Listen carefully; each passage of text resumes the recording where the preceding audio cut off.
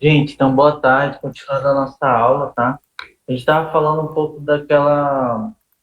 sobre genética de populações, né? Os fundamentos de genética de populações. E aí, ao longo da aula, acho que vai fazer sentido por que a gente está entendendo isso. Eu não quero que vocês gravem como que faz os cálculos, mas eu quero que vocês entendam os processos, tá bom? O que isso significa. Então, vou pular aqui para a parte de estruturação genética, para vocês entenderem esses conceitos. Nem todo mundo está familiarizado com esses termos, então a gente fala às vezes estrutura genética, pensa que está todo mundo entendendo o que é estrutura genética, e aí quando a gente vai na prática, nem todo mundo entendeu. Então eu vou trazer algumas ilustrações aqui que talvez facilitem a compreensão do que é estruturação genética e o que é apomixia, tá bom? Então, quando a gente fala da espécie, e a gente já falei para vocês que a unidade básica da evolução não é a espécie, e sim as genes, né? Pode ser que uma espécie seja composta por uma única dene, que é uma população famítica, ok? Então, pode ser que a população se confunda com o que é a espécie. Mas, frequentemente, as populações elas são geneticamente estruturadas. E a gente vai ver o que isso significa. Ser famítica significa que a variabilidade genética ela está aleatoriamente distribuída no espaço. Então, se a gente está aqui nessa imagem, a gente está utilizando os besourinhos, né? E a cor, como a gente é visualmente orientado, a gente está usando a cor para representar assim os alelos, tá bom? Não o fenótipo em si.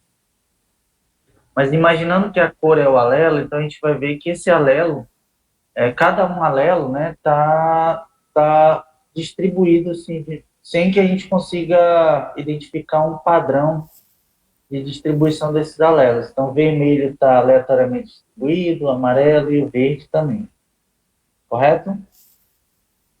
O verde claro e essa outra cor que eu nunca sei que cor é, se eu botei Cor de ela. burro quando foge. Verde carrapato. Aí, beleza. Então, essa população, ela, como esses alelos estão aleatoriamente distribuídos, ela é considerada uma população pamítica. Porque por mais que um indivíduo de uma extremidade não cruze toda a área de distribuição, tá? Para casalar com o indivíduo lá do outro lado, mas o que pode acontecer é uma transmissão passo a passo desses alelos até que esse alelo se espalhe por toda a população. Beleza? Se eu tiver uma população geneticamente estruturada, eu tenho esse cenário. Eu tenho um cenário de segregação desses alelos, ou seja, os alelos eles vão estar restritos a uma determinada região. Nesse caso aqui, eu tenho 4 populações que estão totalmente estruturadas entre si.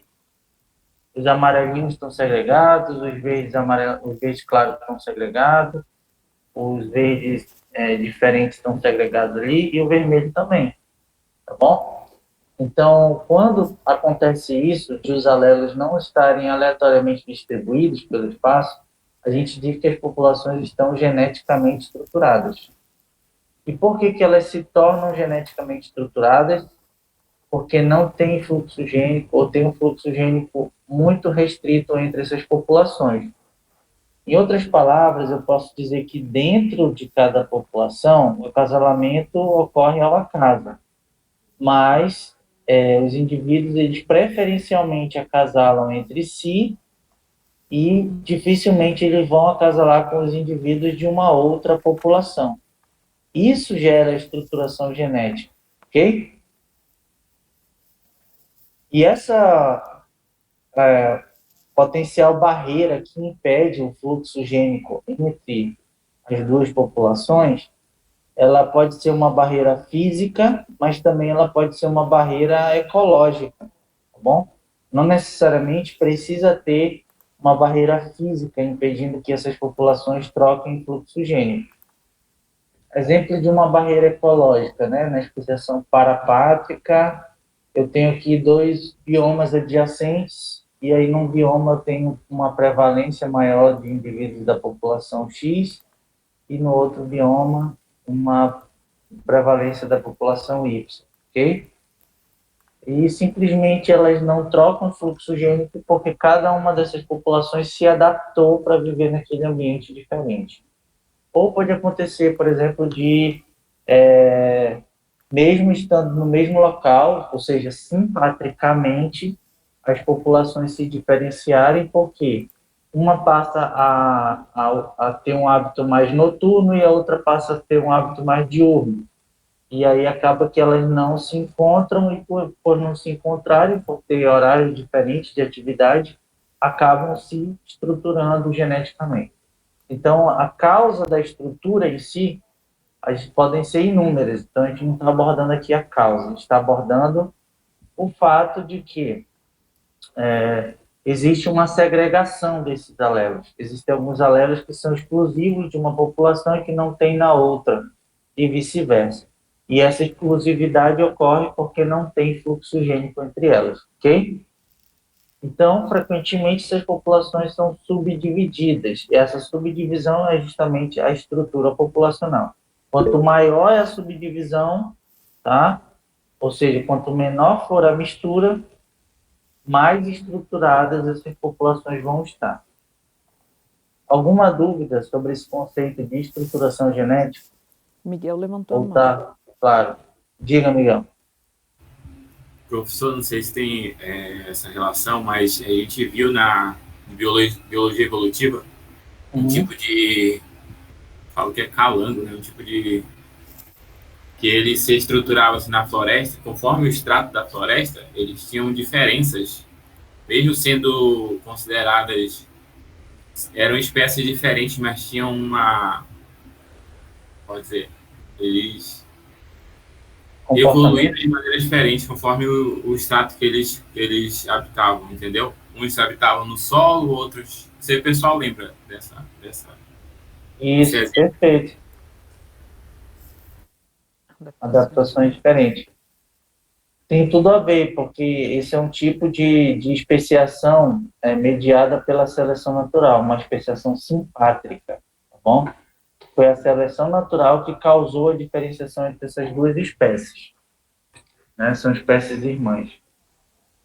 Então, como eu falei para vocês, a causa da estrutura não está importando aqui, o que a gente tem que entender é o que é a estrutura por enquanto, tá bom? Então, dentro das DEMs, existe um equilíbrio de Hardy-Weinberg, tá? Mas entre as DEMs não existe equilíbrio, ou seja, eu tenho aqui 4 DEMs, então eu tenho a DM1 amarela, 2, 3, 4, cada uma dessas DEMs vai ter uma composição de alelos única, uma frequência dos alelos única também, tá bom? Então, se eu misturar essas populações, achando que elas são uma coisa só, e eu for medir as frequências alélicas, o que eu vou observar? Que há um déficit, tá bom? Há um déficit de indivíduos heterozigotos, que a gente vai ver ali mais para frente, tá? Ou seja, a gente vai achar que ela tem mais diversidade, quando na verdade ela não tem, ela tem menos. E a causa desse déficit é justamente a estruturação genética, porque a estruturação genética eu acabei pulando o slide, mas a estruturação genética é um dos fatores que quebram o equilíbrio de Hardy-Weinberg, porque ela quebra um pressuposto do equilíbrio, que é justamente o acasalamento ao acaso, ali dentro da população. E só há acasalamento ao acaso, só há pomixia dentro de cada DEM, tá bom? Entre DEMs diferentes, o que há é a estruturação genética. Beleza? Então, quando as populações são estruturadas, cada uma contém uma variação genética única para a espécie, como resultado de adaptações locais, e essas adaptações, se forem perdidas, vão representar, assim, uma perda irrecuperável para a espécie como um todo. Alguém ia falar alguma coisa?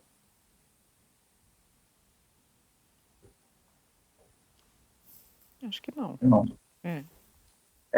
E não só a gente estuda para saber se tem ou não tem estruturação, mas a gente também tem a capacidade de medir o grau de estruturação genética. Existem populações que estão mais estruturadas do que outras, ou seja, mais segregadas geneticamente, ok?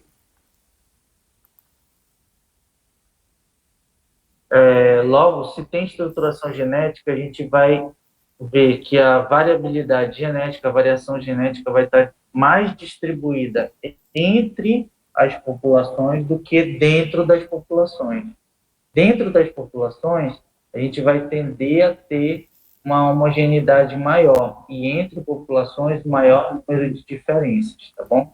Então, quanto maior for esse gap entre a variação dentro e entre populações, maior vai ser a estruturação genética. E como essa estruturação genética é afetada por cada uma das forças evolutivas. A gente tem aqui que a estrutura ela é um produto da ação das forças evolutivas isoladamente ou em combinação, tá bom? E ela é a quebra de um pressuposto, tá? Do equilíbrio de Heisenberg.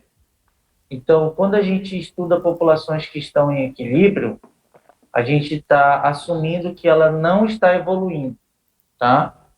A gente assume que se a população está em equilíbrio, quer dizer que ela está estável, que as frequências alélicas e genotípicas da população permanecem as mesmas das gerações anteriores, ela não está mudando.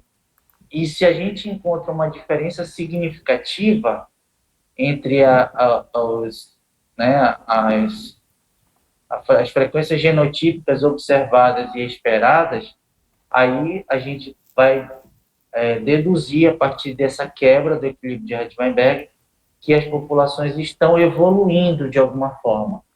E evoluir significa mudar as frequências dos alelos e as frequências genotípicas, ok? Então, ela está evoluindo no sentido de mudar essas frequências, tá? E quem que causa a mudança dessas frequências? Qualquer uma dessas forças evolutivas. Mutação, deriva genética, seleção natural e migração. Então, a gente vai passar por cada uma delas e explicar como que elas alteram a estruturação genética das populações, ok? Então, começando pela mutação, a mutação, o simples fato de ela ocorrer, ela já está alterando tanto o pool gênico da população, porque ela está introduzindo um novo alelo na população, embora ela está alterando pouco, porque quando a mutação surge, ela surge em um único indivíduo, tá bom? Exemplo, aqui, viram que estava todo mundo igual, tá bom? E aí surgiu uma mutação. Na verdade, surgiram duas mutações. Uma mutação independente de um lado do rio e uma mutação independente do outro lado do rio, ok? Então, aconteceu essa mutação, novo alelo surgiu. Provavelmente esse alelo que surgiu é diferente dos alelos que já existiam na população. E esse alelo novo, por si só, já muda tanto a composição alélica, tá? A riqueza alélica, quanto as frequências dos alelos, embora ele mude pouco. Por quê? Porque a mutação ocorre em apenas um indivíduo. E como essa mutação, que ocorre só em um indivíduo, um dia se torna uma mutação populacional? Bom, a maioria delas, 90% dos casos, a mutação ela é extinta na próxima geração ou em poucas gerações consecutivas após o surgimento dela, tá? E por que ela é extinta? Simplesmente porque, ao acaso, o indivíduo que sofreu aquela mutação, ele pode simplesmente não reproduzir. Ou, se ele reproduzir, ele pode não passar aquele alelo mutante para a próxima geração, certo? Então, a probabilidade de que novas mutações se tornem frequentes em um nível populacional é uma probabilidade baixa, ok? Mas, de tempos em tempos, surge uma mutação que, por acaso, aumenta em frequência na população, tá bom? Simplesmente por deriva genética, ela aumentou em frequência na população. E aí, uma vez que ela aumenta em frequência na população, ela vai alterando o pool gênico da população como um todo. Nesse caso aqui, ó, o simples fato de duas mutações independentes terem surgido de um lado e de outro da barreira fez com que elas começassem a acumular diferenças, certo? Agora elas já não são mais idênticas como elas eram na população ancestral. A população do besourinho de um lado é diferente da do outro, simplesmente porque elas têm mutações diferentes. E à medida que essa mutação nova vai aumentando em frequência na população, elas vão se tornando cada vez mais distintas, até que há uma fixação desses alelos, tá? E elas se tornem totalmente diferentes. Então, vocês percebem que há uma gradação no grau de diferenciação entre essas populações. Aqui elas são idênticas no início, elas começam a acumular diferenças e a estruturação vai aumentando conforme elas vão acumulando esses alelos únicos ou alelos privados com maior frequência, até que elas se tornam fixadas. Perfeito? Fabinho, tá vendo os comentários ou não? Tô não. Não, Me porque ajudei. perguntaram aqui pela... Peraí. Professor, isso vai depender do tamanho da população também, né? Também. Perfeito. Tá. A fixação dos alelos, ela vai demorar muito mais se a população for grande. Eu cheguei a comentar em algum momento de populações pequenas e populações grandes, né? Então, populações pequenas, elas evoluem muito mais rapidamente e a variação na frequência dos alelos, ela é maior, justamente porque por deriva, né, ao acaso, de uma geração para outra, tem flutuações muito grandes naquelas frequências. Já em populações grandes, essas frequências vão variando um pouquinho, né, em relação ao tamanho da população. Então, até que elas se fixem, isso vai demorar muito tempo, tá bom? Então, vocês percebem que a mutação sempre vai ser algo benéfico, digamos assim, para a população, né? Para fixar, no caso.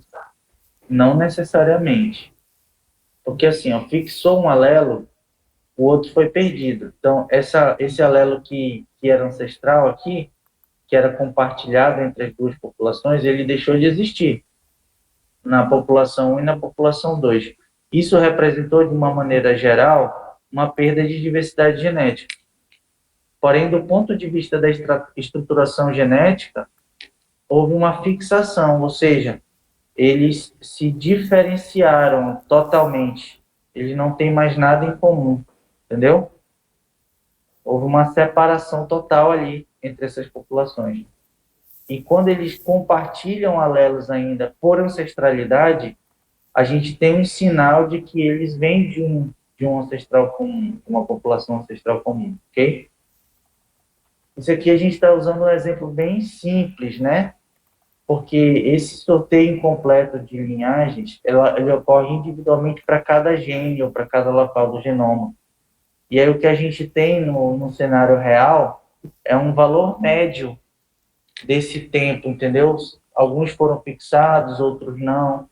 Então a gente consegue ter uma estimativa de tempo baseada na taxa de fixação desses alelos. Beleza?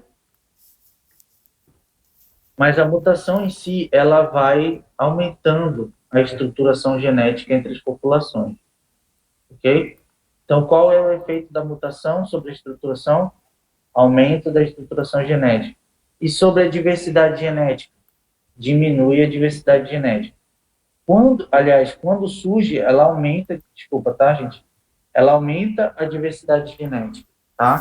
Ela aumenta a diversidade genética. Porque simplesmente surgiu um novo alelo. Então, se surgiu um novo alelo, significa que tem um alelo a mais na população e isso vai aumentar a diversidade genética, tá? A próxima força evolutiva é a deriva genética. Então, a deriva genética a gente já sabe que é a variação ao acaso, né? A frequência dos alelos. Eu tenho aqui um exemplo do cara coroa. se a gente tem a gente joga a moeda somente 10 vezes, a gente tem uma variação muito maior, né? A gente sabe que tem 50% de chance de cair cara, 50% de chance de cair coroa, mas quando eu joguei, efetivamente, eu observei 7 caras e 3 coroas. Ou seja, uma variação grande, né? Imagina que na próxima vez que eu for jogar, no caso da reprodução, né? Cada geração é um pool gênico, né? Eu parto daquele cenário anterior e jogo de novo os dados da reprodução ali. E, então, se eu tenho um dos alelos que já é pouco frequente, a chance dele se tornar menos frequente ainda é maior, ok? Até que ela vai se fixar. Agora, se eu jogo essa moeda 1000 vezes, aí a variabilidade em torno da média é muito menor em comparação ao N amostral aqui, tá bom? Então, o tamanho da população vai importar, né, por efeito da deriva, que a gente já explicou para vocês já entenderam esse gráfico. E outra coisa importante para a gente levar em consideração, quando a gente fala de deriva genética, é o tempo de geração. Por quê? A evolução, ela não ocorre numa escala de tempo em anos, tá bom? A escala de tempo da evolução é em termos de geração, em tempos de geração, ok? E não em anos. Vamos pegar aqui, deixa eu tentar dar um exemplo aqui para vocês.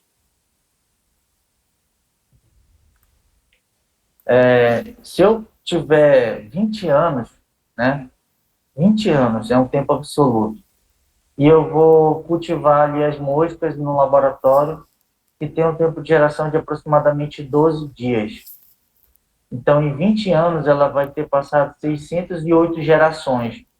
A cada geração, ela pode ter sofrido uma mutação. Vocês concordam? A mutação, ela ocorre à medida que os indivíduos se reproduzem. Aí, quando tem uma reprodução, pode acontecer uma mutação ou não, né? Tem uma probabilidade ali de acontecer mutação. Então, quanto mais reproduções ocorrerem, maior vai ser a taxa de mutação. Então, em 20 anos, a mosquinha ali se reproduziu 608 vezes. Então, houve uma taxa de mutação muito alta. Já o jacaré que eu estudo aí, ele tem um tempo de geração de aproximadamente 20 anos. Tá? Ou seja, nesses mesmos 20 anos, quantas gerações terão passado? Uma. Tá? Talvez sofreu uma mutação. Pode ser que não. Então, a taxa de mutação é relativa. Enquanto a mosca evoluiu muito, o jacaré evoluiu quase nada. Simplesmente porque eles têm tempo de gerações diferentes. Ok? Deu para entender? Então, a deriva genética ela vai atuar? Vai, mas ela vai atuar ao longo das gerações e não ao longo dos anos. Tá bom? Então, frequentemente, quando a gente estima esses parâmetros de tamanho populacional, então, qualquer parâmetro que a gente vai estimar sobre tempo de divergência, sobre tamanho populacional, essas coisas, a unidade básica é o tempo de geração, tá bom? E não o tempo em anos, porque o tempo em anos é uma referência que a gente criou para medir o tempo que a gente está acostumado. O que é o tempo em anos?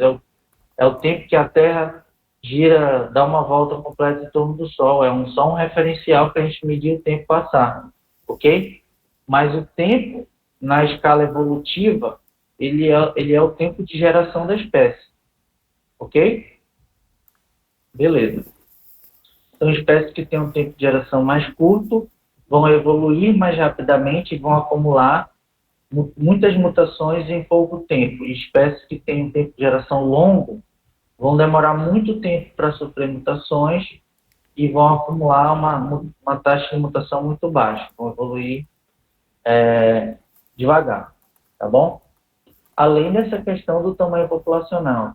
Independente do tempo de geração, se eu comparo, por exemplo, duas populações que têm o mesmo tempo de geração, mas tamanhos populacionais diferentes, aí a população maior vai ter uma taxa de mutação também maior do que a população que é pequena. Por quê? Vai surgir muito mais mutações.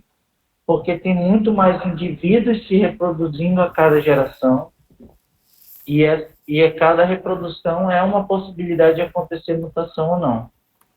Ok, gente? Então, são dois fatores que estão embutidos aí, que é o tamanho da população, tá? E o tempo de geração. Tudo isso influencia na deriva genética.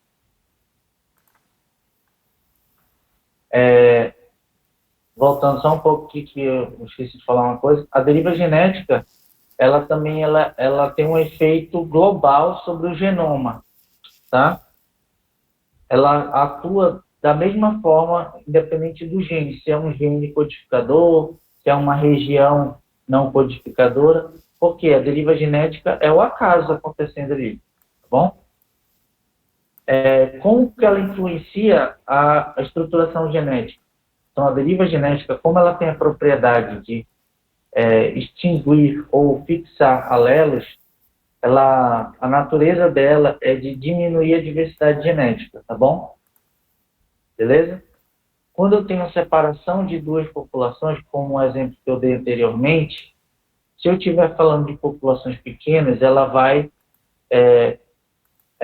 promover a distinção entre essas populações mais rapidamente.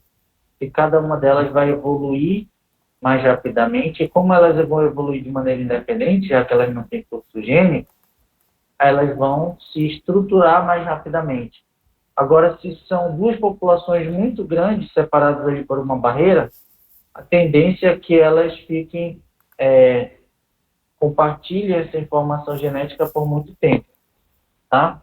Eu voltei aqui para explicar uma coisa. Olha, gente, antes não tinha uma barreira impedindo o fluxo gênico entre a população do lado esquerdo e do lado direito. Aí surgiu esse rio aí, tá? Surgiu a barreira. As populações são diferentes? O que vocês acham? Olhando para aí. Não, elas continuam, no primeiro momento elas continuam idênticas. E por que elas são idênticas? Porque elas são fruto de uma mesma população ancestral, antes da barreira surgir. Okay? Começou a aumentar a diferença, aumentou a estruturação genética, certo? Só que elas ainda têm alguns alelos compartilhados, elas ainda têm algumas semelhanças. E por que elas têm essa semelhança? Por causa do polimorfismo que estava presente lá no ancestral, que deu origem a essas duas populações. Então, veja que o processo de diferenciação genética, ele não é um processo que ocorre de uma hora para outra. Ele é um processo que demanda várias e várias gerações até que chegue nesse ponto de fixação, ok? Vocês entenderam isso? Então, geralmente, quando a gente vai fazer uma análise das espécies, a gente está tirando uma fotografia, tá? Como se a espécie fosse uma fotografia. Nem nós somos uma fotografia. Todo mundo aqui foi bebê, todo mundo já foi pego no colo, né? Todo mundo já foi criança e hoje nós somos adultos. Se a gente olhar uma foto de quando a gente era bebê, a gente vai falar assim, olha, quando eu era criança, mas eu sou a mesma pessoa? Eu não sou a mesma pessoa, eu mudei muito, eu tenho características parecidas de quando eu era um bebê. Eu mudei muitos dos traços, mas eu sou uma pessoa diferente, tá? Então, a gente quer que as espécies elas estejam dentro de uma caixa, né? Para que a gente consiga entender melhor. Colocar uma espécie dentro de uma caixa e a outra espécie dentro da outra caixa. Se estiver fora da caixa, são a mesma espécie. Não é assim que funciona. Esse processo de separação, de divergência entre populações que vai dar origem a novas espécies é um processo gradativo de acúmulo de diferenças microevolutivas até que a gente chega num ponto que a gente reconhece que são espécies diferentes. Ok? Então, isso é uma coisa que eu queria destacar aqui para vocês. Então, a mutação aumenta a diversidade genética e aumenta a estruturação genética. A deriva genética, ela diminui a diversidade genética, tá? Que ela vai fixar ou perder alelos, e ela vai aumentar a estruturação genética entre populações. Já a seleção natural, ela tem uma variedade de efeitos. Por quê? Porque tem vários tipos de seleção natural, tá? A seleção natural, ela vai imprimir uma direcionalidade para a evolução. Enquanto que a deriva genética ela ocorre ao acaso, a seleção natural ela vai ser direcional. Então, às vezes a gente acha que a evolução só ocorre por causa da seleção natural. Não. Seleção natural é uma força evolutiva, tá? Ela não é a força evolutiva, não é a melhor de todas, não é a maioral. Ela é uma das forças evolutivas. Existem espécies que evoluem simplesmente por deriva genética. São por processos de evolução neutra, que a gente chama, tá? Então, não tem um aumento ou uma diminuição na taxa de mutação para promover aquela diferenciação, ok? E a seleção natural, diferentemente da deriva genética, que é mais efetiva em populações pequenas, a seleção natural vai ser mais efetiva em populações grandes. Por quê? Populações grandes conseguem ter mais diversidade genética, e ter mais diversidade genética significa ter mais instrumentos para se adaptar a qualquer tipo de mudança ambiental. Então, mudou o ambiente, a população tem duas opções. Ou ela se extingue, ou ela se adapta. Ok? E eu digo para vocês que todas têm a vontade de se adaptar. A vontade, assim, elas lutam pela sobrevivência, certo? Então, a natureza delas induz elas a tentar sobreviver de qualquer forma. Agora, se elas vão conseguir ou não, vai depender dos instrumentos que ela tem ou da diversidade genética que ela conseguiu acumular para poder se adaptar ou não, tá bom? Alguém ia falar alguma coisa?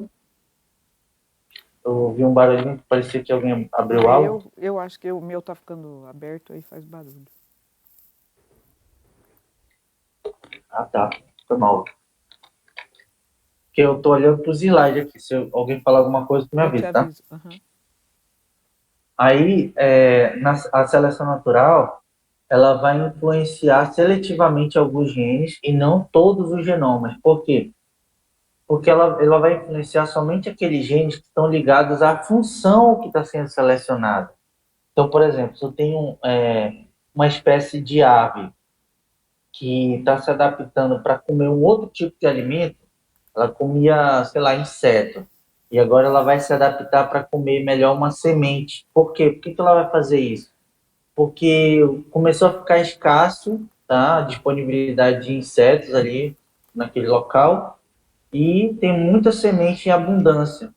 Então, como não tem recurso para todo mundo, não tem inseto para todo mundo, né? Ela não sobra. E aí, o que os indivíduos têm que fazer? Eles vão morrer de fome? É uma opção. Ou eles morrem de fome, ou eles tentam comer outra coisa. Aí tá, uma parte da população vai, né, fazer vai ter uma aptidão melhor para conseguir quebrar uma sementinha e se alimentar dele. E isso vai gerar uma pressão seletiva de adaptação daquela parte da população para começar a comer aquela semente. E aí, duas populações sofrendo pressões seletivas em direções diferentes vai fazer com que elas se estruturem, tá bom? E aí eu falei para vocês que a seleção natural tem efeitos variados sobre a diversidade genética. Por quê? Porque existem vários tipos de seleção natural. Tem a seleção natural direcional, que ela vai favorecer um dos extremos. Por exemplo, vamos imaginar um ratinho. Eu tenho um jogo que eu sempre simulo com os alunos, que é do ratinho, que tem uma variabilidade de cores, que vai desde um castanho mais claro até um castanho mais escuro. E aí o ambiente começa a mudar E aí os indivíduos que têm a pelagem mais escura, eles conseguem se camuflar cada vez melhor. Então vai haver uma seleção na direção dos indivíduos que têm a pelagem mais escura. Eles vão começar a se tornar mais frequentes do que os que têm a pelagem mais clara. Até que, de repente, os que têm uma pelagem clara extrema podem ficar sendo extintos, enquanto que vai havendo uma tendência de escurecimento, né, ao longo das gerações da cor da pelagem dos ratinhos, tá bom? Isso é uma seleção direcional. O que é uma seleção estabilizadora? É quando a gente, quando a seleção, a pressão de seleção natural, ela desfavorece as características que já são pouco frequentes, tá bom? Então não poderia ser nem tão claro nem tão escuro. Se for muito claro, não é muito bom, e se for muito escuro, também não é muito bom. O bom mesmo é estar numa cor intermediária. Então ele vai sofrer uma seleção estabilizadora, tá?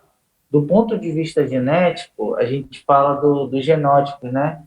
A frequência do genótipo. Então, a vantagem do heterozigoto é um exemplo de uma seleção estabilizadora, tá? E tem a seleção disruptiva. Deixa eu ver se tem algum gráfico aqui. Tem, porque eu estou falando aqui, fazendo vocês imaginarem, e tem o gráfico. Então, na seleção direcional, eu tenho aqui o verde, a distribuição da população antes da seleção. E o vermelho é a distribuição da população depois da seleção. Veja que o formato da distribuição é igual, antes e depois. Mas a média aumentou. Ela se deslocou em uma das direções. Poderia ter sido na direção oposta? Poderia. Continuaria sendo seleção direcional. Tá bom? A seleção estabilizadora, ela vai tender a manter a mesma média, ou seja, o valor que já a característica que já é mais frequente, ou o genótipo que já é mais frequente, continua sendo mais frequente, só que os que são raros vão deixando de existir. Então, nesse sentido, os alelos raros na população vão sendo eliminados. Isso significa perda de diversidade genética, tá bom? Enquanto na seleção direcional, não necessariamente vai causar uma perda, tanto que a distribuição continua igual. Então, vai ter um deslocamento, mas não necessariamente uma perda. Aqui, sim, há uma perda de diversidade genética.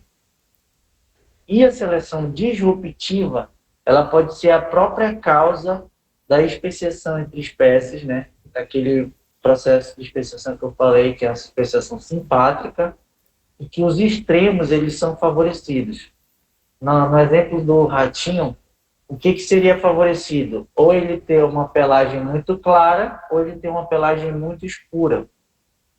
Ia ser favorecido. E ter uma pelagem intermediária seria uma característica selecionada negativamente nesse caso. Então, favorece os extremos, e o que acontece é uma transformação de uma distribuição unimodal, ou seja, eu tenho somente um pico ali naquela distribuição, para uma distribuição bimodal, tá bom? E aí eu vou passar a ter dois picos adaptativos ali. Tá? Uma para uma população e a outra para outra. Então, no exemplo que eu dei anteriormente do bico das aves, que comem insetos e os outros que comem semente, um pico adaptativo seria comer, a formato do bico para comer inseto, e o outro pico adaptativo seria o formato do bico para comer semente, ok? E esse intermediário entre o bico que o bico adaptado para comer inseto e o bico adaptado para comer semente, ele vai sumindo na população. Por que ele vai sumindo? Porque ele não é nem eficiente para uma coisa e nem eficiente para outra. Ele não é eficiente nem para comer o inseto, nem para comer a semente. Então, ele vai sendo desvantajoso. Os indivíduos que têm essa característica vão tendo menor poder de competição com os outros indivíduos, e aí vão tendo menor taxa de sobrevivência e taxa de reprodução, ok? E assim se faz a seleção natural.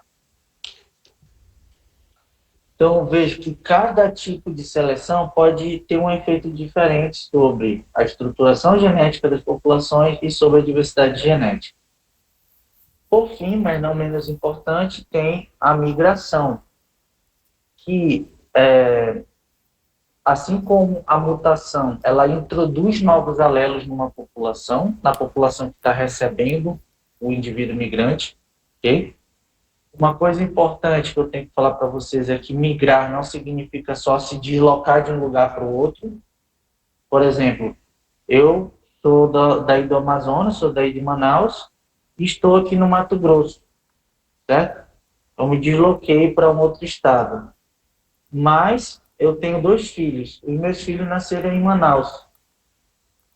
Então, a minha esposa é manauara. Então, eu me reproduzi aí. Então, o que importa não é o deslocamento do indivíduo, mas o deslocamento dos genes ou dos alelos. Eu teria promovido o fluxo gênico entre a população de Manaus e a população aqui de Rondonópolis se eu tivesse constituído família com uma pessoa daqui de Rondonópolis e os meus filhos tivessem nascido aqui. Vocês estão entendendo? E aí eu seria um indivíduo migrante. Eu estaria promovendo a migração. Ok? Beleza, gente? Então, a migração, ela vai ser uma força evolutiva que ela vai tender a homogeneizar as populações. Ela vai promover a troca de genes, a mistura, né? Então, se surgir uma mutação aqui que só tem nessa população da esquerda e tem o fluxo gênico, olha o que vai acontecer. Ela vai pegar a mutação que surgiu num lado e vai jogar para o outro lado, e vice-versa, tá? Ela vai homogeneizar, ela vai misturar. Então, nesse sentido, como a função dessa força evolutiva é misturar, ela é inversamente proporcional à estruturação genética. Então, onde tem migração, a estruturação vai saindo aos poucos, devagarinho. Onde tem estrutura, a migração vai quer dizer que a migração é baixa ou inexistente. Entenderam? Então, dentre as forças que diminuem a estruturação genética das populações, a principal delas é a migração, tá? É o fluxo gênico. E o que ela faz com a diversidade genética? Ela aumenta ou diminui?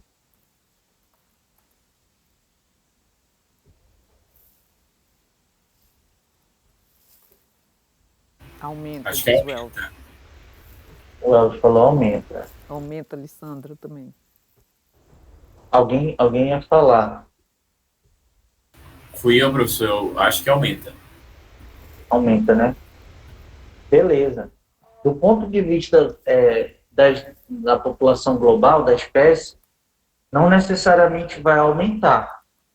Do ponto de vista da espécie como um todo, ok? Mas do ponto de vista da população receptora, aumenta.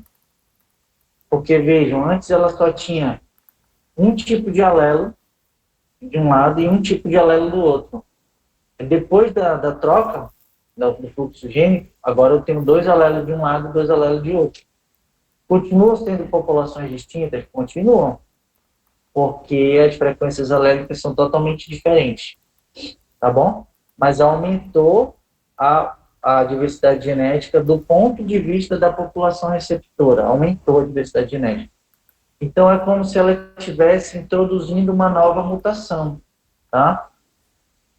Mas a mutação, ela surgiu em algum momento, né, de maneira independente, e aí ela está misturando e tende a aumentar a diversidade genética em cada uma das populações. Para conservação, isso é bom ou isso é ruim?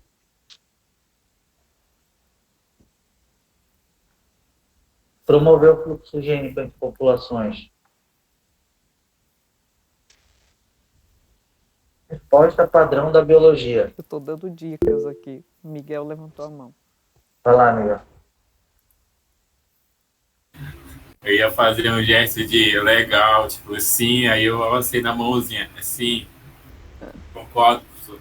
Acho que é bom, Leonardo também está dizendo. Sim, acho que é bom.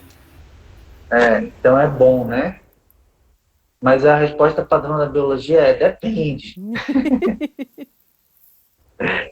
Quando eu falar agora a resposta a padrão Vitória da biologia, respondeu, você olha lá, já sabe, depende. depende. Aí, Vitória, muito bem, isso aí.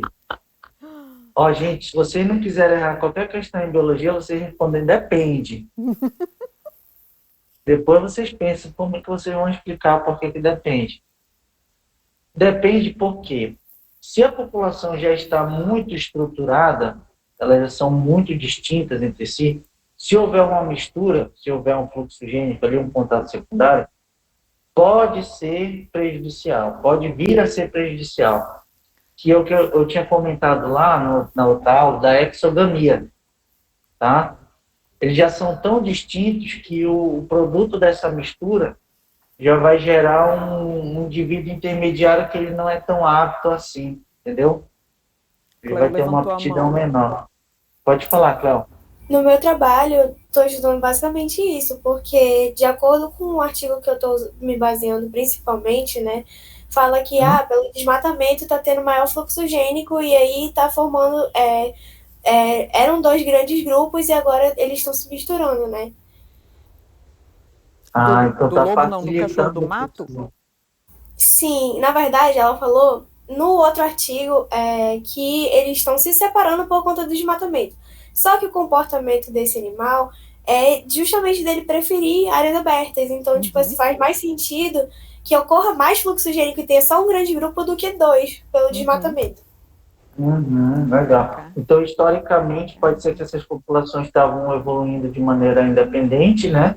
Estavam seguindo trajetórias independentes e agora, com a urbanização, o desmatamento, de repente está criando um corredor entre elas, né? E aí está tendo um contato secundário.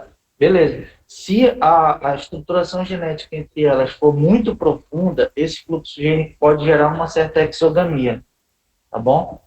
Aí podem se formar casais que vão ter filhos com uma aptidão abaixo do que as populações parentais.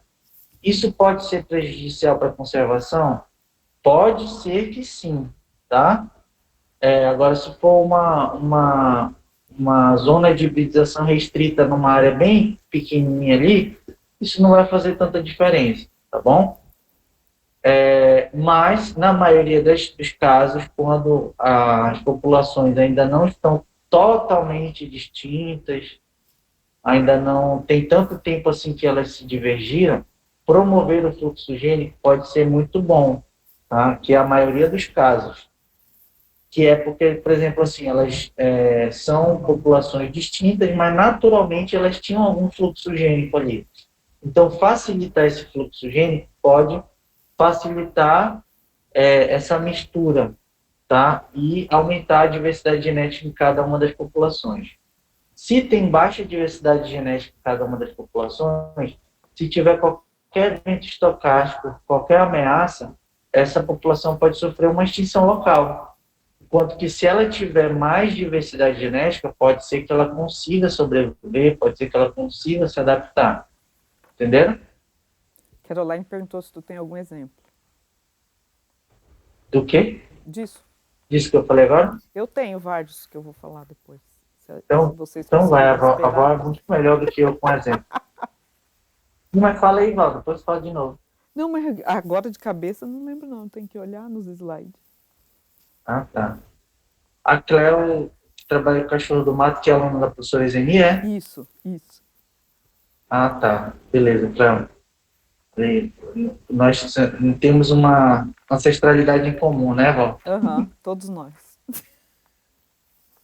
Então tá. Então a migração, Caroline, eu não estou conseguindo pensar em nenhum exemplo. Posso ficar te devendo? Deixa comigo. Que amanhã a gente vai ver. A Val vai me suprir, tá bom? Tá. Então, beleza. A migração, ela aumenta a diversidade genética na maioria das vezes, tá? E diminui a estruturação genética. Ela é a principal força que diminui a estruturação genética, tá? Na ausência de seleção natural, existe um equilíbrio. As populações elas tendem a um equilíbrio entre deriva genética e migração, tá?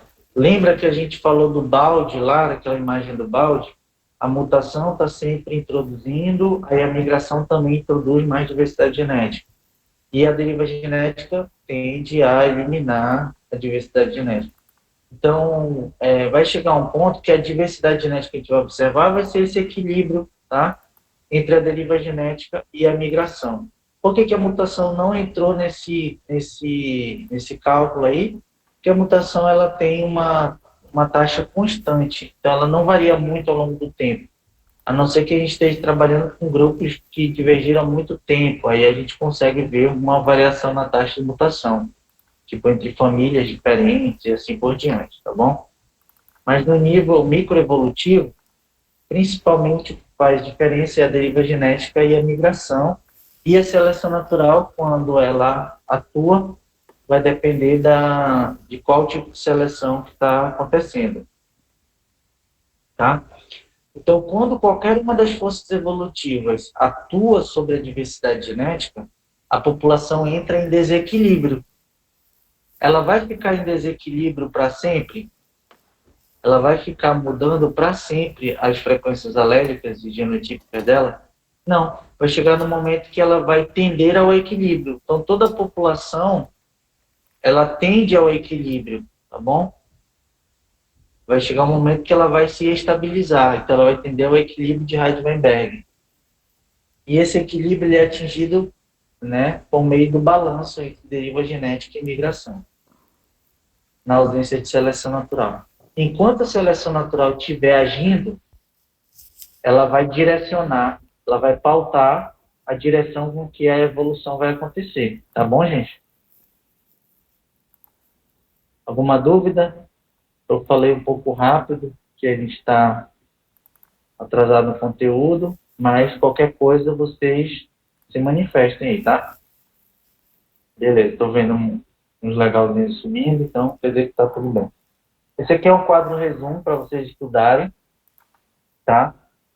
O efeito de cada força evolutiva sobre a estruturação genética.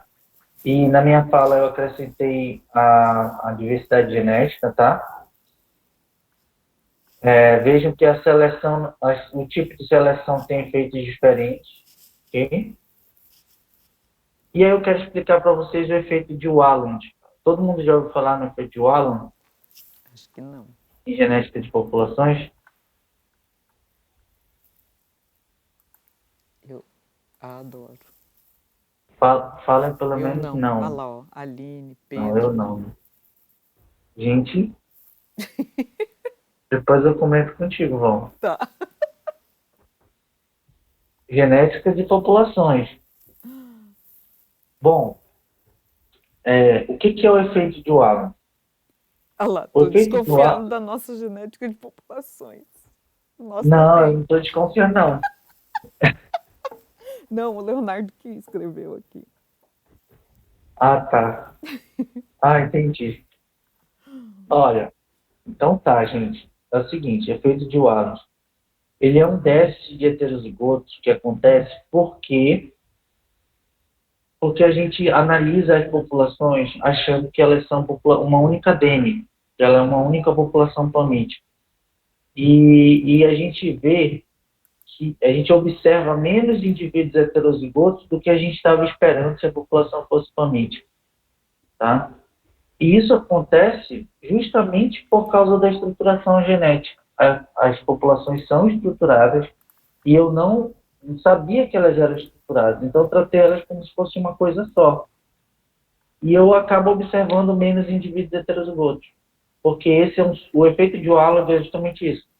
Ele tem como subproduto o déficit de heterozigotos por causa da estruturação genética, tá bom? Então, um exemplo clássico aqui do livro de Russell Clark, que é o exemplo dos ratinhos celeiro. Tem duas populações de ratos, uma na parte oeste do celeiro, uma parte leste, um exemplo bem texano, né? Uhum. E aí tem uma população de gato no meio do celeiro. Então, toda vez que um ratinho além do gato, tem a ratoeira também, tá? Porque, né, o dono do celeiro não quer que tenha rato lá. Coitado, tem um monte de rato lá. E aí, toda vez que um rato branco quer atravessar o celeiro, ou ele morre na ratoeira ou ele morre por algum gato que está passando ali, um gato faminto. E toda vez que um gato preto tenta atravessar o celeiro, ele também morre ou na ratoeira ou por algum gato, tá bom? Predado. De modo que a população de gatos de um lado do celeiro é branca e fixou o caractere branco, e do outro lado do celeiro ela fixou o caráter preto, tá bom? Então ela gerou uma estruturação genética total. E aí vejam que embaixo da população tem lá todos que são branquinhos são azão. E embaixo da população do leste, todos que são pretinhos são azinho.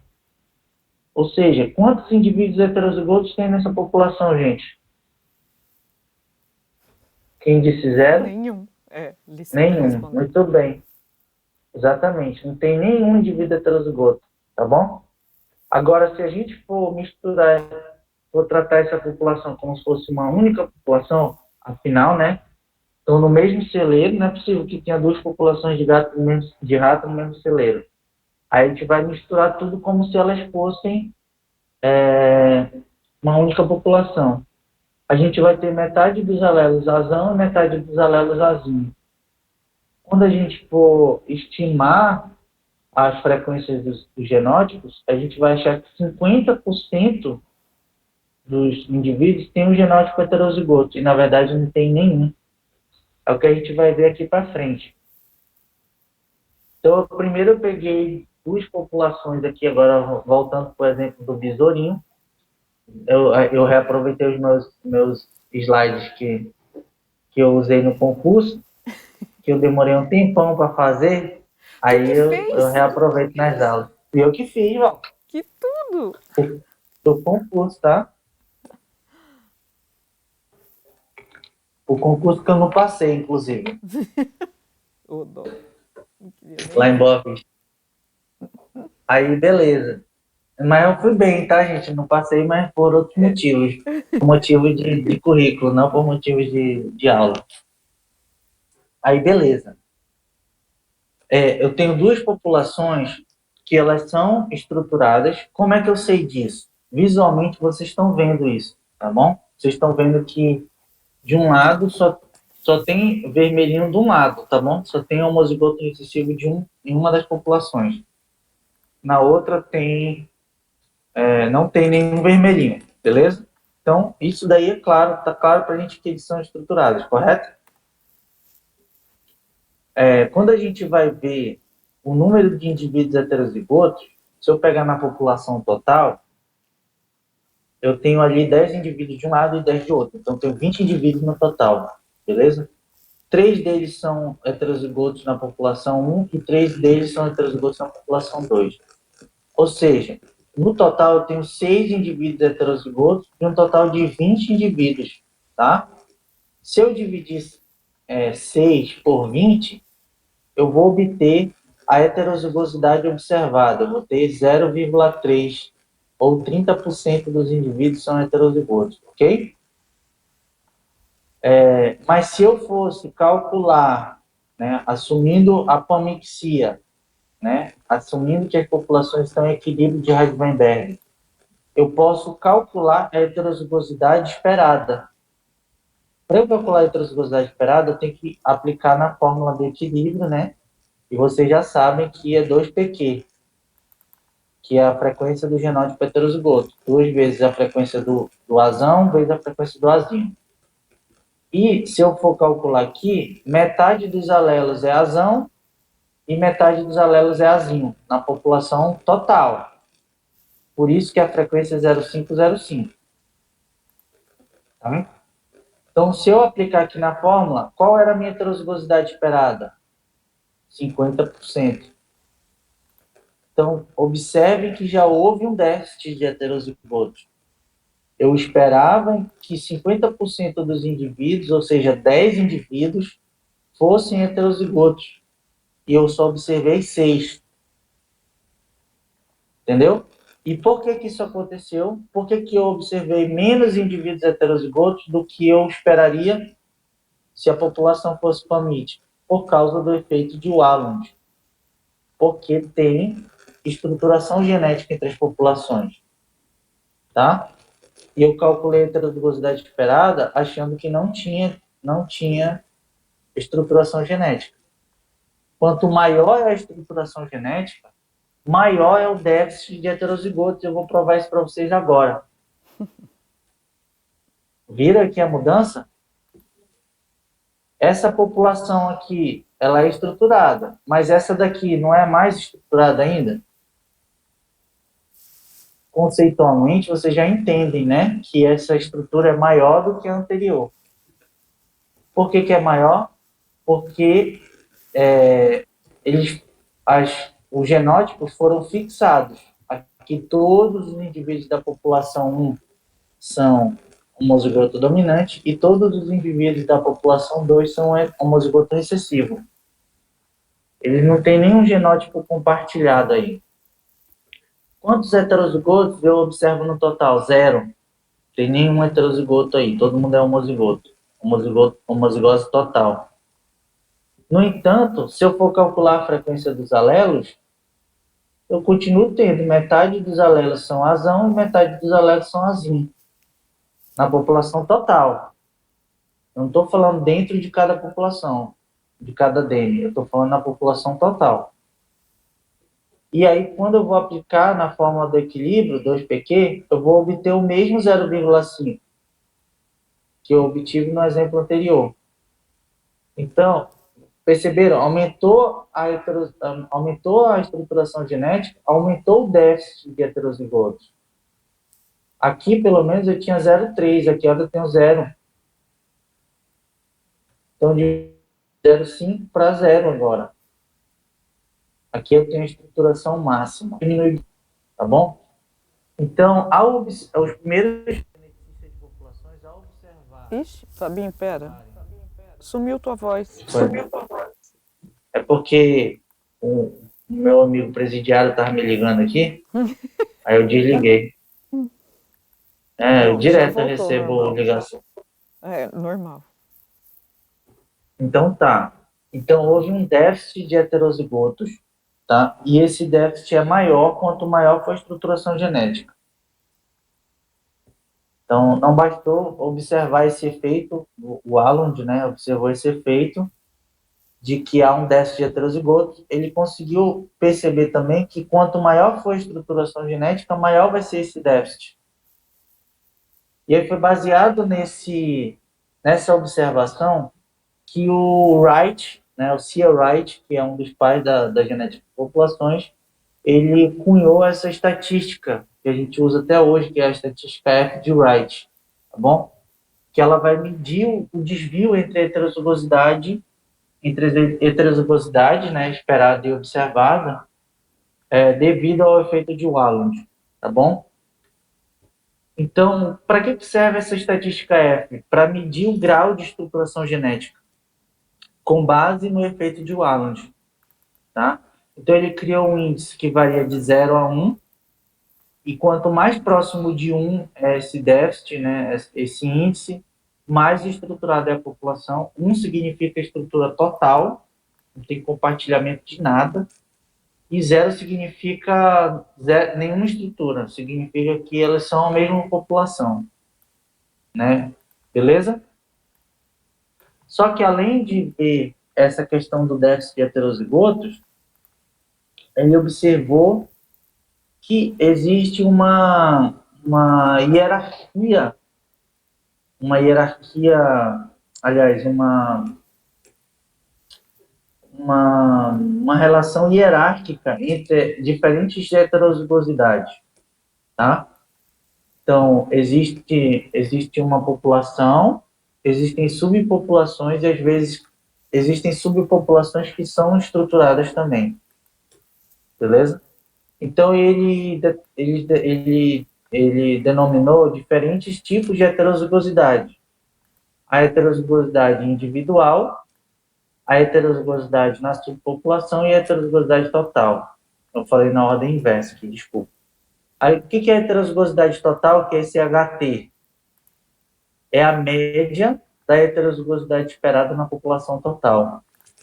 O que é a heterozigosidade na subpopulação HS é a média da heterozigosidade esperada nas subpopulações, tá? A população total é como se ela fosse uma única população. Nas subpopulações, eu vou pegar a heterozigosidade numa subpopulação, na outra, e depois tirar uma média. E o HI é a heterozigosidade observada dentro de uma subpopulação.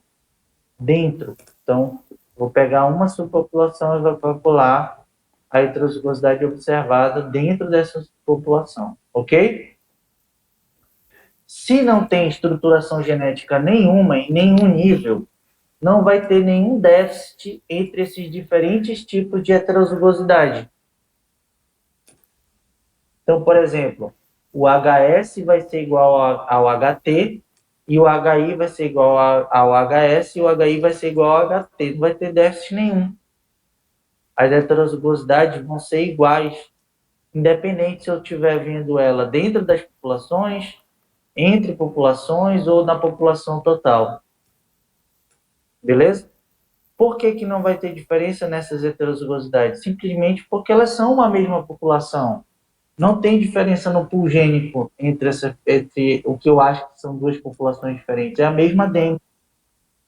Então, tanto a composição de alelos é igual, quanto a frequência desses alelos é igual. Beleza? Agora, se eu tenho alguma estruturação genética, e aí eu vou medir a heterozigosidade dentro da subpopulação, e vou comparar com a heterozigosidade total, vai acontecer aquele exercício que eu fiz com vocês. Eu vou observar menos heterozigotos dentro das subpopulações do que eu esperaria na população total. Entendeu? E aí vai ter esse déficit. E eu digo que é hierárquico por quê? Porque o HT, eu sempre espero que seja maior ou igual ao HS. E o HS, eu sempre espero que ele seja maior ou igual ao HI. Eu nunca espero que o HS seja maior do que o HT. Se isso acontecer, foi simplesmente fruto do acaso. Eu assumo que eles são iguais. Entendeu? Tá bom? Vocês estão entendendo? Eu já estou me tornando muito abstrato. Então tá bom. Me ajudem. E o que é cada um desses índices? O FST, ele vai medir, ele vai ser o índice de fixação entre as populações, tá bom? Então, essa letra, o S e o T, é justamente de acordo com as heterozigosidades que estão sendo envolvidas ali naquela fórmula. Então, se eu tenho FST, eu vou ter o HT menos o HS, que é a diferença entre eles, dividido pelo HT, que eu acho que é o maior valor. Então, eu vou normalizar ele pela maior heterozigosidade. Se não tem estruturação genética nenhuma, esses valores vão ser iguais e essa diferença vai ser zero. Logo, o FST vai ser zero. Se tiver qualquer déficit, essa diferença vai ser maior que zero e se eu dividir 1 pelo HT, aí eu vou ter algum valor entre 0 e 1. E se essa heterozigosidade for máxima, essa diferença for máxima, ou seja, o HT, vamos supor, é 0,5 e o HS é 0, então essa diferença vai ser 0,5.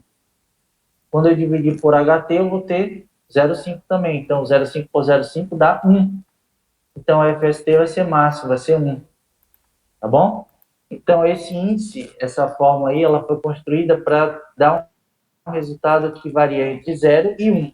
Tá bom?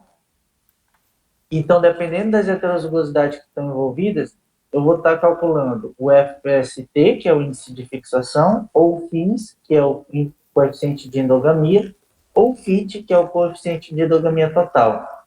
O FST, ele vai ver a diferenciação entre populações, que é o exemplo mais clássico que a gente vê, tá? Vai ver a diferença do HT menos o HS, dividido pelo HT. O FINS vai ser o coeficiente de endogamia, que é o que ocorre dentro de cada população. Endogamia, a gente já falou sobre isso, né? que é o acasalamento entre indivíduos aparentados. Então, o acasalamento entre indivíduos aparentados também vai gerar uma estruturação genética, mas no outro nível, no nível intrapopulacional, tá bom? Então, se tiver filopatria, como a gente já deu aquele exemplo, a gente vai encontrar um déficit de heterozigotos. E por quê? Por aquele motivo que a gente explicou lá, que a chance de alelos idênticos por descendência se encontrarem numa frequência maior, numa probabilidade maior do que na população em geral. Tá bom? Logo, esse déficit entre o HS, que é o da subpopulação, e o HI, que é o individual, vai ser maior e esse valor de FIS vai ser significativo. E o FIT é o coeficiente de endogamia total, que ele vai ser um coeficiente de estrutura que vai levar em consideração ambos os níveis, tanto dentro das populações quanto entre populações. Então, frequentemente, ele é proporcional à soma dos valores do FST e do FIS, vamos dizer assim, tá bom? Mas não é exatamente a soma. Ele vai ser um componente que vai levar em consideração as duas coisas, tá bom? E por ele não definir muita coisa, ele acaba sendo menos utilizado. A gente utiliza mais o FST e o FIS mesmo. E o FIT a gente acaba não encontrando muita aplicação para ele, tá bom? Então eu trouxe aqui um exemplo numérico, não para vocês aprenderem a calcular, mas para vocês conseguirem visualizar. Eu tenho duas populações aqui. Então, olhando aqui para a tabela, a gente vê que essas populações, elas são levemente diferentes na frequência do genótipo, né? Então, elas têm os mesmos alelos, o mesmo genótipo, só que tem número de indivíduos diferentes que tem cada genótipo desse, né? O homozigoto A1 tem 352 na população 1 e 302 na população 2. Então, tem uma pequena variação, né, de 12 para 27 aqui, entre as populações. Agora eu pergunto de vocês, será que essa variabilidade aí, essa variação, ela é normal ou ela é uma variação muito grande?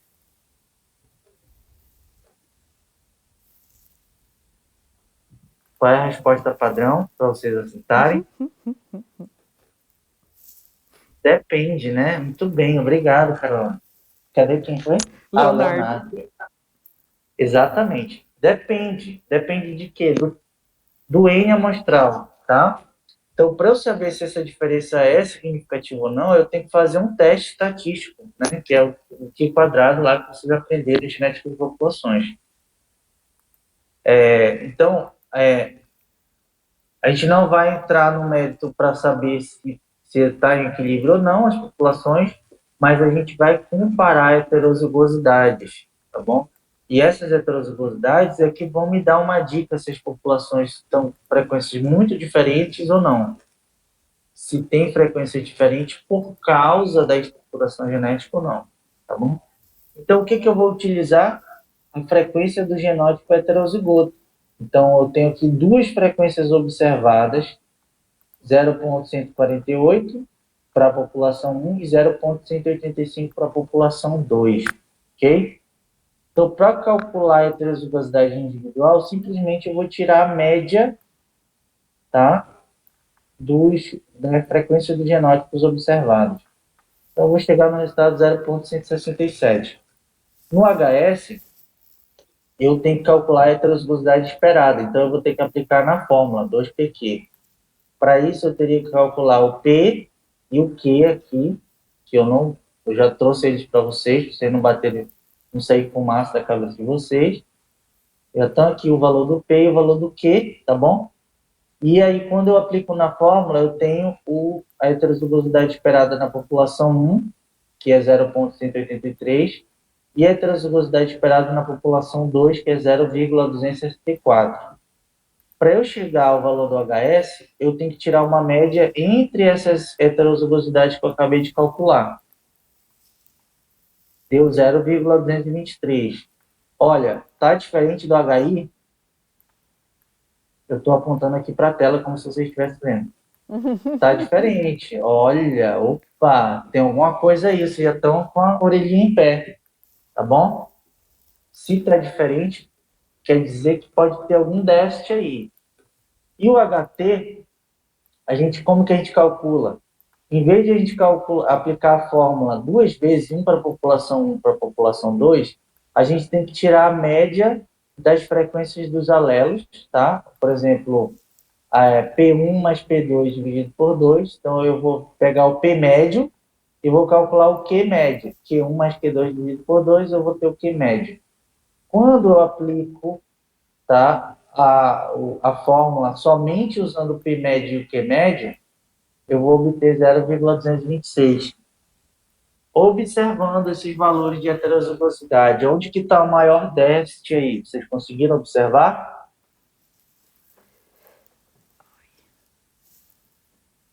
Entre o HI e o HS, ou entre o HS e o HT?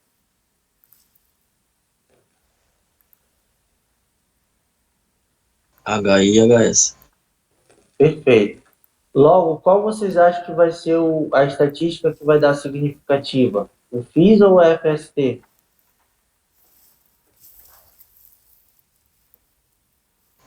Aí forçou.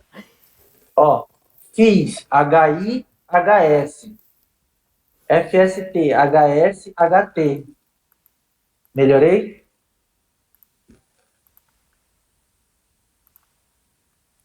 Pegaram a lógica aí? Leonardo botou a mão na cabeça. FIS. O FIS, né? Que o FIS ele vai ser a diferença entre o HS e o HI. Então, o maior déficit é esse. Então, aplicando ali, ó, para calcular o FST, eu vou ter a diferença do HT menos o HS, vai dar um valor bem baixinho. Olha, a estruturação deu 0,009, muito baixo, né? Talvez nem seja significativo. O FIS, a diferença entre o HS e o HI, aí sim tem uma diferença razoável. Entendi, ó. Alguém falou entendi aí. Leonardo. Aí, muito bem, Leonardo, beleza. Aí, ó, esse valor já foi maior inclusive de 0,25, já é uma estruturação forte, tá? E o FIT já vai ter um valor bem próximo do FIT. Lembra que a gente falou que ele é mais ou menos proporcional ao somatório entre o FIT e o FST? Por isso que a gente não usa muito ele? Beleza. Então, se o FIT foi maior do que o FST, significa o quê? Tem estruturação genética entre as populações? Ou que tem endogamia dentro das populações?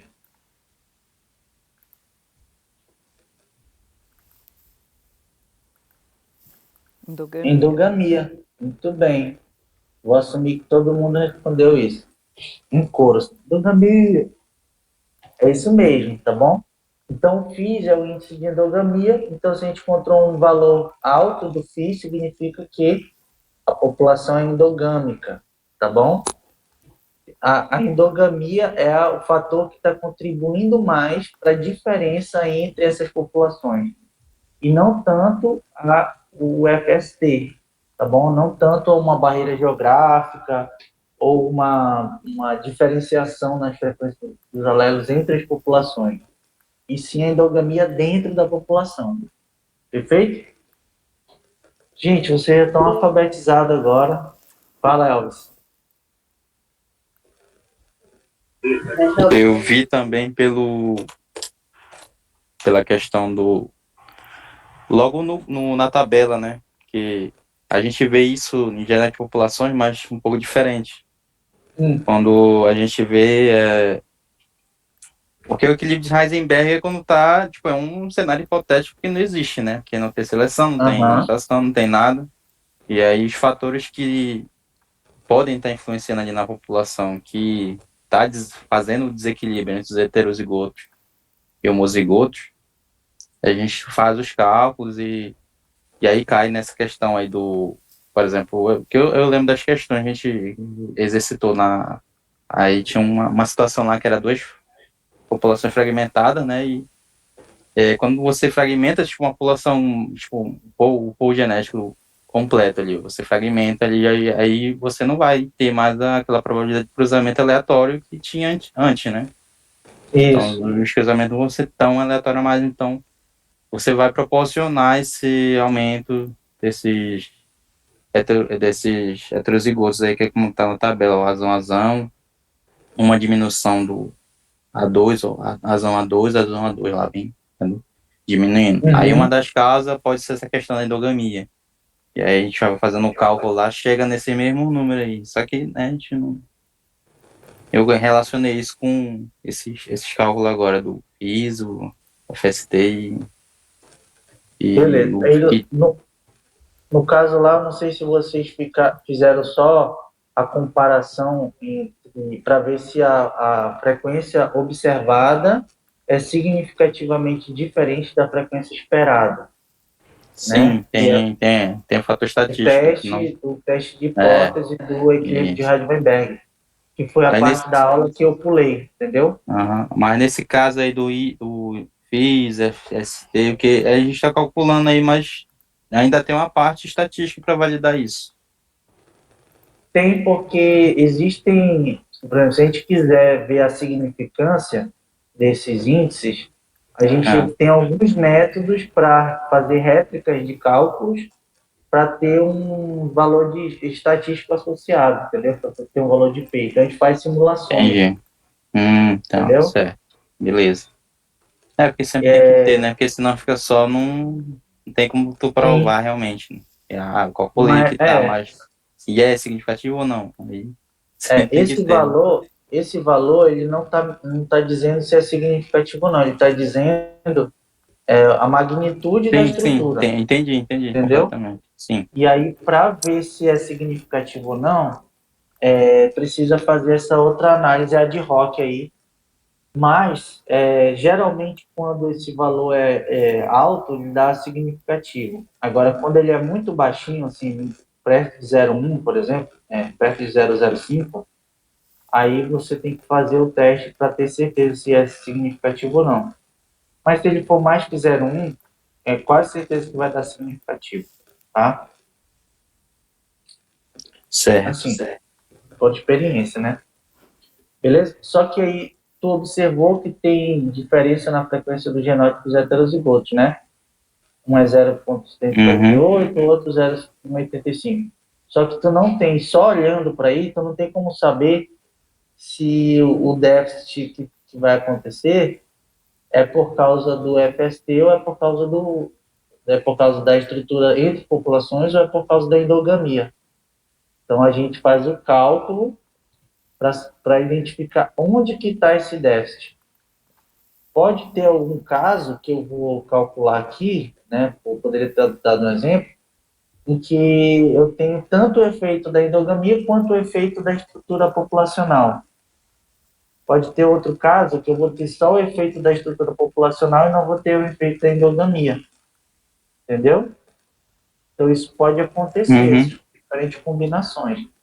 Por isso que é importante a gente entender que essas heterozigosidades elas vão ser medidas em escalas espaciais diferentes, dentro e entre populações. Tá bom? Lembra que essa estatística ela foi desenvolvida para calcular frequências fenotípicas, tá bom? Então, com fenótipos, a gente não consegue ter a mesma resolução quando a gente trabalha com genótipos. Quando a gente descobriu os genótipos, né, que a gente conseguiu utilizar essa estatística para frequência genotípica. Então, a gente conseguiu aplicar para a frequência do genótipo homozigoto, heterozigoto e homozigoto recessivo, que é o que a gente está fazendo aqui, beleza? Mas isso só é possível utilizando marcadores que são em forma de genótipos, que são quando a gente trabalha com frequência dos alelos, a frequência do genótipo. E quando a gente trabalha com sequências, como que a gente pode utilizar essa estatística para medir a heterozigosidade ou o déficit de heterozigotos? Como que a gente pode medir a estruturação genética? Entendeu?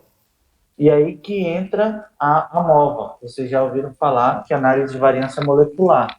Ela é, na verdade, uma ANOVA, que é o que você já conhece, né, de outros carnavais, que é simplesmente análise de variância. Só que é uma análise adaptada para trabalhar com dados moleculares, tá bom? Então, basicamente, ela usa um critério filosófico similar à estatística F, tá? Que a gente diz que ela vai gerar índices que são análogos à estatística F de Wright, tá? Mas isso é para trabalhar com sequência de DNA. E por quê? Porque na sequência de DNA, a gente vai ter haplótipos, lembra disso? A gente vai ter sítios variáveis e invariáveis, tá? E o que é essa variância no análise de variância molecular? É justamente o quanto de sítios variáveis, a proporção de sítios variáveis e invariáveis ali. Então, a gente tem como calcular a variância dos dados, do banco de dados que a gente está trabalhando, dado os indivíduos que a gente vai selecionar. Então, por exemplo, se a gente divide aqueles indivíduos lá em duas populações, a gente tem como calcular a variância dentro das populações, entre as populações e entre grupos de populações, se tiverem estruturas alinhadas, tá bom? Se não tiver estruturas alinhadas, é só A e B ali. O que seria a variância dentro da população? Eu vou pegar todos os indivíduos que eu atribuí a uma população, pode ser a localidade, por exemplo, né? Que a gente sabe que não é a população real, mas pode ser. Aí eu vou ver quanto de variabilidade tá ocorrendo nas sequências daqueles indivíduos que foram atribuídos ao mesma população. Aí, quando eu quero comparar a variância entre populações, eu vou pegar, eu vou sortear alguns indivíduos de uma população e de outra e ver se isso aumenta quanto que está dando de variabilidade, beleza? Então, é um teste estatístico. E aí eu consigo calcular esses outros, a fórmula do cálculo é um pouco diferente, embora a lógica seja parecida, seja baseada no FST, tá bom? Então, por exemplo, se eu quiser calcular o FIST, que é análogo ao FST, o que eu vou incorporar? Eu vou pegar o somatório entre a variância que ocorre entre grupos e entre populações. O grupo é um nível hierárquico maior do que populações, tá? Às vezes a gente chama de subpopulações, mas o que é um grupo? Ele é composto por vários subgrupos, ou várias populações. E a população, e dentro de cada população, né, tem sua própria variância, entendeu? Então é uma hierarquia um pouco maior. Então eu vou somar a variância entre populações mais a variância observada entre grupos e dividir pela variância total, que é a porcentagem de variância entre níveis hierárquicos no nível total, ok? Como se não tivesse estruturação nenhuma, eu acharia que a população é palmítica, então eu pego a variância total dos dados. É lógico que a variância total sempre vai ser maior do que todos os outros níveis de variância, porque os outros níveis de variância vão ser subamostragem dessa variação total, ok? Então, se eu pego a variância entre subpopulações e a variância entre grupos, somo e divido pela variância total, eu vou ter um índice entre 0 e 1, tá? Que vai medir o meu FST. Agora, se eu pego a variância entre populações e divido pelo somatório da variância entre populações mais a que tem dentro das populações, aí eu vou ter o FSC. Esse FSC, ele é análogo ao FIS. Vocês conseguiram entender a lógica de fazer isso? De somar a variância dentro das populações mais a variância entre populações para ser a variância maior e pegar a variância entre populações e dividir por ela, é uma lógica para calcular o FIS. E o FIT, eu pegaria a variação entre os grupos e dividiria pela variação total, ou seja, é o FICT, que é análogo ao FIT. A variação entre grupos, de certa forma, ela incorpora, né, já um pouco da variação dentro das populações e entre populações, e eu estaria, então, calculando somente o coeficiente de endogamia total, tá bom?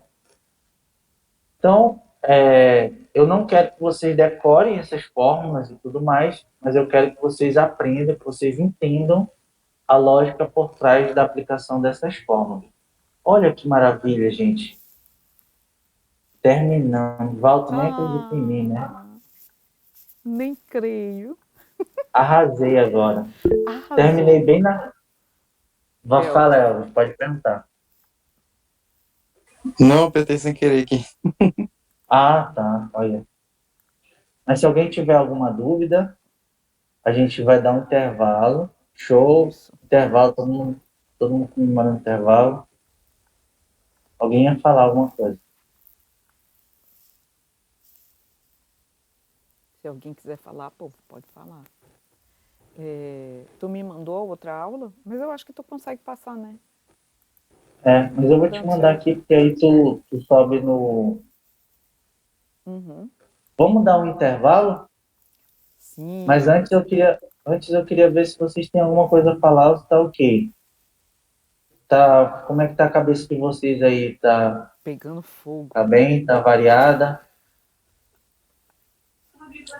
Olha, para ver as fórmulas, você tem que realmente parar para olhar direitinho e tal. Mas a loja eu consegui compreender, sim, para entender, né, o que está acontecendo entre as populações e tal. Para que serve. Porque no final, né, tem programas que calculam isso automaticamente, né, porque a gente trabalha com um monte de dados, né, não são conjuntos pequenos. Então, para quem trabalha com isso aí, por exemplo, a Tura, ela vai fazer tudo isso. É uma análise gigantesca aí com vários organismos, né? Tendo uma área muito grande. Então, exatamente. Não tem como pegar e colocar isso no papel, né? Ficar calculando. Mas tem que saber cada componente ali, porque o programa qualquer um coloca lá, plota, sem você clicar, vai aparecer um resultado. Exatamente. Agora saber o que está fazendo, né? Isso, exatamente. Isso. Tem que saber o que está fazendo, exato. Então, meu objetivo era exatamente esse, tá? Não é que vocês saiam daqui expert e tal, que vocês saibam o que vocês estão fazendo e entendam os conceitos. Uhum.